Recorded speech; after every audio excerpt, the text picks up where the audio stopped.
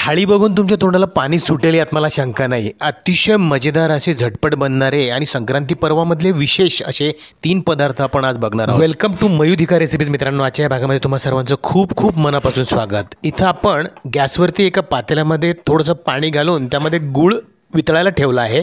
एका बाजूला आपण एका पॅन मध्ये वाटीभर तीळ भाजायला घेतले आहे। संक्रांतीला तिळाचे फार महत्त्व आहे। हा काळ थंडीचा असतो। महाराष्ट्रात हा सण 3 दिवस साजरा करतात। याला भोगी, संक्रांत आणि किंक्रांत अशी नावे आहेत। बरं का मित्रांनो, भोगीच्या संध्याकाळच्या जेवणासाठी आपण आजची ही थाळी बनवत आहोत। आपण इथं मिक्सरच्या भांड्याला 15-20 लसणाच्या पाकळ्या घेतल्या। त्याआधी आपण फिरवून घेतल्या। त्यामध्ये 2 चमचे लाल तिखट घातले। लाल तिखटाचं प्रमाण तुम्ही तुमच्या आवडीनुसार कमी जास्त करू शकता। चवीनुसार मीठ घालायचं आहे आणि त्यामध्ये 50 ग्रॅम आपण भाजून घेतलेली तीळ घालायची आहे। आपण तीळ वगैरे हे सगळं नंतर यासाठी घातलं आहे की आपल्याला तीळ जाडसर फिरवायची आहे। आपण मस्तपैकी जाडभरडी अशी तिळाची चटणी तयार करून घेतलेली आहे। त्यानंतर आपण पुन्हा त्याच भांड्यामध्ये 10-12 लसणाच्या पाकळ्या घालून 2 मुठा आपण मस्तपैकी सोललेले हिरवे वाटाणे घालून ते सुद्धा जाडसर फिरून घेतलेले आहे। आपण या तिळाच्या चटणीमधली थोडीशी चटणी एका छोट्या वाटीमध्ये काढली आहे। रेसिपीच्या पुढच्या भागासाठी आपण एका पॅनमध्ये तेल गरम करायला घातलं होतं। ते गरम झालेलं तेल आपण या थोड्याशा चटणीवर घालायचं आहे। याला कोणाला कच्चा लसूण आहारामध्ये चालत नसेल त्याच्यासाठी आपण अशा पद्धतीने चटणी वरच्यावर गरम तेलामध्ये फ्राय करून घेऊ शकतो। लगेचच आपण गॅसवरती गरम होत असलेल्या तेलामध्ये जिरा मोहरीची फोडणी घालायची आहे। त्यामध्ये आपण बारीक चिरलेला कांदा घातला आहे। त्यामध्ये आपण एक बारीक चिरलेला टमाटो सुद्धा घालायचा आहे। थोडासा कढीपत्ता घालत आहोत। हे सगळं छान मस्तपैकी मिक्स करून घ्यायचं आहे। सोबत 1 चमचाभर आपण तीळ घालत आहोत। ती सुद्धा यामध्ये छान परतून घ्यायची आहे। भारत देश हा कृषीप्रधान आहे हे तुम्हाला सांगणं नव्हे। कृषी व्यवस्था व त्याच्याशी निगडीत अनेक सण समारंभ आपण इथे साजरे करतो। त्याचप्रमाणे मकर संक्रांत हा जानेवारी महिन्यात, तसंच हिंदू पंचांगाप्रमाणे पौष या 10व्या मराठी महिन्यात येणारा शेती संबंधित सण आहे बरं का।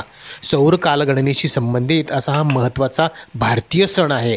या दिवसांमध्ये शेतात आणि मळ्यांमध्ये आलेल्या धान्याचे वाण स्त्रिया एकमेकांना देतात। जसं की हरभरा, ऊस, बोरं, गव्हाच्या ओंब्या, तीळ अशा गोष्टी सुगड्यात भरून त्या देवाला अर्पण करतात। आपण या परतून घेत असलेल्या फोडणीमध्ये 1/2 चमचा हळद, 2 चमचे लाल तिखट, चवीनुसार मीठ घालून यामध्ये आपण मिक्सरला वाटून घेतलेलं लसूण आणि वाटाण्याचं जाडसर मिश्रणसुद्धा घातलं आहे।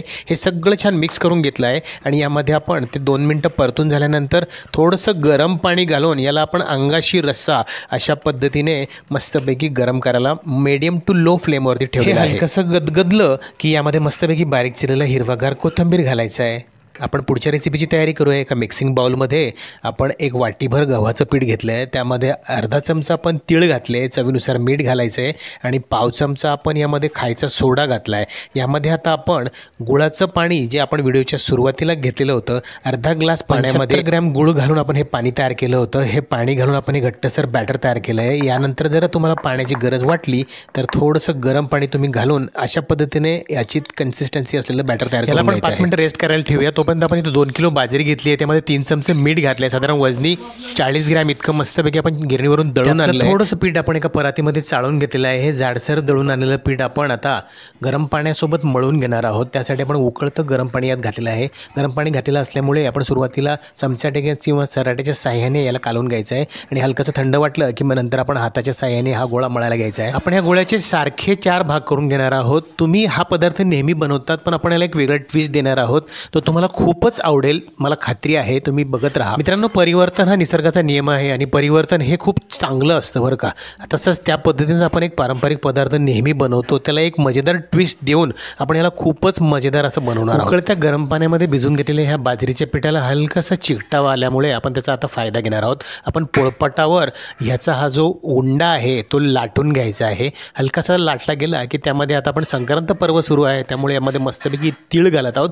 तीळ घालून याला गोल जेवढा शक्य असेल तेवढा लाटायचा आहे आणि त्यावरती थोडंसं तेल घालून ते तेल आपण वरच्या बाजूला अशा पद्धतीने व्यवस्थित पसरवून घ्यायचं आहे। तेल लावून झाल्यानंतर व्हिडिओमध्ये दाखवल्याप्रमाणे त्याला पुन्हा आपण रोल करून घेणार आहोत आणि त्याचा पुन्हा आपण उंडा तयार करून घेणार आहोत। याला आपण बाजरीचं पीठ लावून लाटण्याच्या सहाय्याने परत लाटायचं आहे। मगाशी सुद्धा मी उल्लेख केला, संक्रांती हा काळ थंडीचा असतो त्यामुळे अंगात उष्णता निर्माण होण्यासाठी तीळ खातात।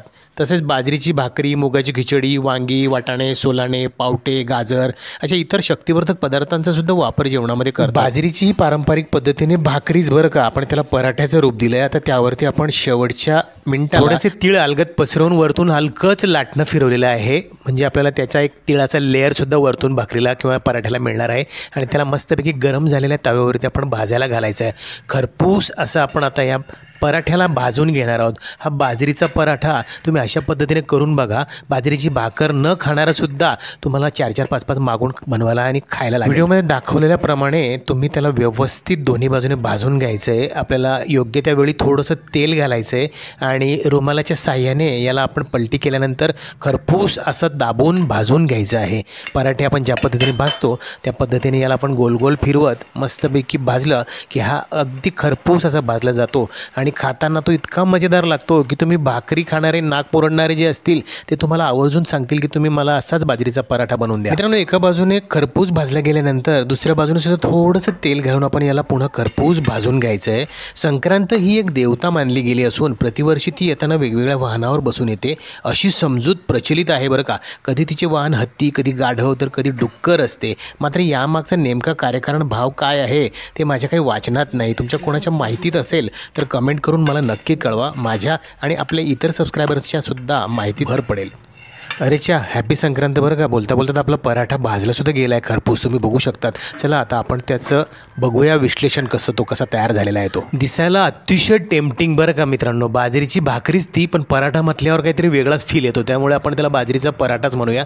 तीळ त्यावरती मस्त चिटकलेले तुम्ही बघू शकतात, किती मजेदार दिसत आहेत। आता हे गरमागरम असल्यामुळे आपण सराट्याच्या साह्याने एका बाजूने उसवून घेऊया आणि याचे लेयर्स किती छान आलेले आहेत ते आपण बघूया। तुम्ही बघू शकता अगदी वाफाळलेला हा बाजरीचा पराठा अगदी लच्छेदार आपण असं म्हणतो त्या पद्धतीने तो झालेला आहे आणि हा कोणाला खाताना आवडणार नाही, मला नाही वाटत असं कोणी असेल। यानंतर आपण बघणार आहोत आपल्या थाळीमधला शेवटचा पदार्थ। आपण गुळ पाणी घालून हे बॅटर घट्टसर तयार करून घेतलं होतं। त्यामध्ये आता आपण वरतून थोडेसे पुन्हा तीळ घातलेत आणि छोटे छोटे गोळे आपण तेलामध्ये डीप फ्राय करून घेणार आहोत। आपल्याला आवडतील त्या आकाराचे आपण छोटे छोटे गोळे यामध्ये सोडायचे। आपण हे सगळं गरम तेलामध्ये सोडत आहोत। आपण गॅसची फ्लेम मीडियम टू हाय अशी ठेवलेली आहे। हो, अगदी बरोबर ओळखले तुम्ही, गुलगुलेच ते गुलगुले रे गुलगुले, मजेदार गुलगुले। एका बाजूला आपले पराठे शेकायचं काम चालू आहे, दुसऱ्या बाजूला हे तीळ घातलेले गुलगुले किती मजेदार आणि टेम्पटिंग दिसत आहेत, तुम्ही बघू शकता। गुलगुल्यांना एक सारखा रंग येण्यासाठी यांना कंटिन्युअस स्टर करत राहायचं, त्याला तेलामध्ये कालवत राहायचं आहे, त्यामुळे त्याला मस्त एक सारखा असा गोल्डन ब्राऊन रंग येतो। गुलगुले बऱ्याच जणांचे रबरासारखे कडक होतात। आता हे गुलगुले कसे झालेले आहेत तुम्हाला मी फोडून सुद्धा दाखवणार आहे। तुम्ही बघू शकता आपले पराठे आणि गुलगुले तयार आहेत। आता आपण ताट वाढायला घेऊयात।